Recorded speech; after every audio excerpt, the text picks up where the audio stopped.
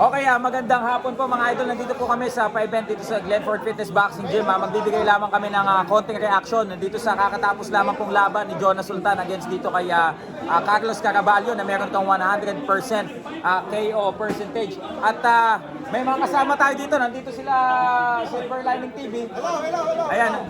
Kamao TV. Pakita ka naman dito Kamao sa TV, Kuya Noel, nandito. Kaya tayo dito. Nanalo si Jonas Sultan sa laban niya against Carlos Caraballo. But the question is, what can you say about the decision 94-93 in favor of Jonas Sultan? Would you agree on that kind of scoring? Actually, hindi ko napanood yung laban nila. Andito. Okay lang. pero, Idol Jonas Sultan, congratulations. Mahal na mahal ka namin. Susunod na laban mo, nanonood na kami. Alright. First of all, dito ka lang sir. Before we talk about Jonas Sultan's future, let's talk about what happened. Si Carlos Caraballo ay bumagsak ng 6 na beses. 6 na beses. And then, that fight is 10 rounds ba? 10. That fight is 10 rounds. And then, ang score nila na nakuha ay 94 in favor of Jonas versus 93 dito kay Carlos Caraballo. Kumbaga, yung 4 na yon, if lahat sila counted, hindi ko pa kasi napapanood yung 6 na knockdown. If all of them are counted, it will ang equivalent nun is 10-8 per round. And for you to have like yung parang isa lamang na Meron yan, round 10-7 kasi may round na bumagsak ng dalawa si Caraballo. So ito yung sinasabi natin. Ito, anong reaction mo, Sir Noel, Kamao TV, na ngayon, nakinig mo na gano'n ng ano? Anong reaction mo? Actually, masarap yung pagkakaluto. Aha. Ano ba tawag nun? Kailangan talaga pag dumadayo sa abroad, kailangan talaga napabagsak. Kasi pag hindi napabagsak, maluluto, adobo. Okay. Na mapapansin natin, if Jonas Sultan wasn't able to get that 6 knockdowns, malamang sa manalo. Manalo pa siya. Mananalo pa itong si Carlos Caraballo. So, anyway, mga kaibigan, congratulations still, Bro Jonas. Mamaya, I will try to call you para naman tayo magka-interview. And also, ang future ni Jonas Sultan as per sa kanyang promoter, Brendan Gibbons, of course, kila Sir Shandon. There's a possibility, there's a lot of option for him. He can fight for a title eliminator or he can go straight and fight for a world title fight. And most probably, maybe they can get Naoya Inoue. So, what do you think is the future of Jonas Sultan being able to upset itong manok ng Top Rank? Actually, hindi ako bias. Kailangan pa mag-training ni Jonas. Pero world level naman si Jonas kaya niya abutin yung level niya na o yung basta.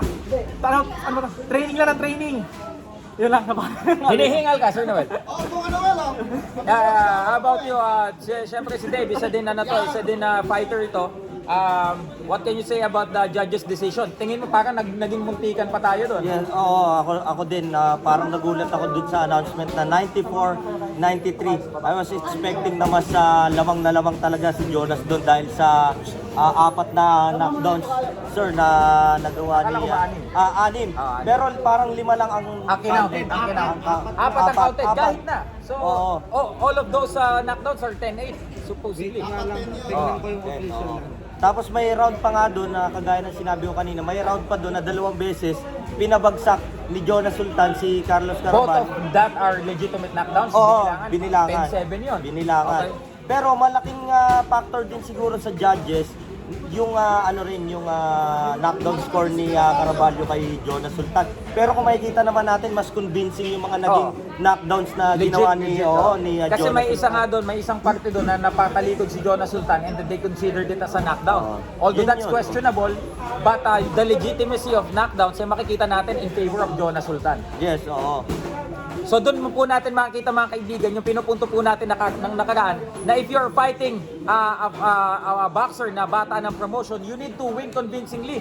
As much as possible, wag mong dadalhin sa kamay ng mga hurado. Ang buti na lamang talagang Jonas Sultan scored multiple knockdowns and we secured the victory. Actually nga yung bilang ng referee medyo mabagal in favor lagi kay Caraballo Pinanood ko yung live kanina Sa Madison Square Garden sa New York. Alright, so ito nga, as I stated mga idol, si Carlos Caraballo kasi he was just signed by Top Rank the other day. So kakasign pa lamang sa kanya ng top rank at i-build up sana siya. He has this decent record, 100% knockout rate, ano? 14 And out then of 14. giving him a legit opponent like Jonas Sultan, parang nagkamali sila because Jonas Sultan is battle tested. Diba? Of course, he Jerwin Angkas. he beat Sunny Boy Haro. Casimero, Sunny Boy Haro. Although he lost to Jerwin Angkas, Magandang magandang laban at performance yun. bakbakan, ano? Samuel ng tayo. Ayun. Kaya, but anyway, a win is a win and this is a very dramatic victory for Jonas Sultan. And ngayon po ay talagang we can expect a bright future for Jonas Sultan because he was able to execute. Yun lang naman hinihintay sa kanya. If he performs well in this fight, yun na magiging deciding factor ng kanyang future. At saka nakikita ko rin talaga na may bright future talaga si Jonas Sultan. At ayun na, eto na, start na to ngayon dahil alam nyo naman nung laban nila ni Casimero talagang si Casimero rumispeto rin sa lakas ni Jonas Sultan. Ngayon ko lang din talaga na found out na si Jonas Sultan pala talaga ay malakas din na boksingero. Kaya ganun na lang din kanina nire-respeto siya nung ni Caraballo dahil di ba pagka Yung blow niya, matindi. Oo. At saka alam mo, talagang tumaas ang respeto ko din dito kay Jonas nung nakasama na 2 buwan natin po siyang nakasama sa LA, sa Hollywood, ano? At yung work ethic ni Jonas Sultan when it comes to training, talagang kahanga-hanga. He loves to outwork yung mga kasamahan niya and talagang he loves healthy competition inside the training camp. At ngayon makikita natin na Jonas hindi lang siya yung nakilala natin na very rugged, di ba, nung nung nasa former team pa siya. Now, I can see that he has a lot of arsenal sa kanyang game. That may mga nakikita na tayo mga very technical skills ni Jonas. Of course, give the credit to Coach Joven Jimenez. Because since nagkasama sila last year, 7 months with Jerwin Angkas and Yumer Marshall, nag-improve ang technikalidad ng game nitong si Jonas Sultan. So, congratulations sa Buanga Beliente sa pamumuno ni Coach ni Sir Juni Navarro. Congratulations Brendan Gibbons, ang CEO ng Viva Promotions. Congratulations Sir Sean Gibbons. Congratulations Coach Joven, Jerwin Angkas. And of course, congratulations kay Jonas Sultan. Yeah. Viva. Ikaw, bago tayo magtapos, sinong gusto mong, ikaw muna sir, sinong gusto mong napipisil na sunod na makalaban ni Jonas Sultan? Naoya Inoue na agad. Aba.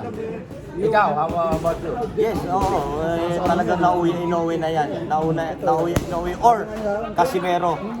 Ayan. The rematch. Talo si Casimero to. Oo, pero interim world champion, interim belt intercontinental ngayon yung napanalunan ni Jonas. So, malaking posibilidad na magkaroon ng Casimero versus Sultan Part 2. Baka matalo na naman si Casimero niyan. Hindi natin alam. Depende sa sa preparation. Malalaman natin. How about, tanungin natin si Silver Lining TV.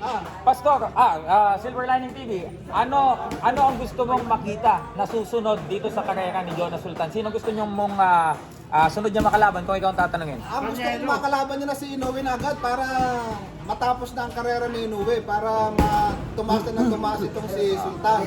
Kasi yun nga lang, kailangan talaga na matinding training din. Kasi medyo mabigat at kanina napanood ko yung laban na live, napakaganda ng laban.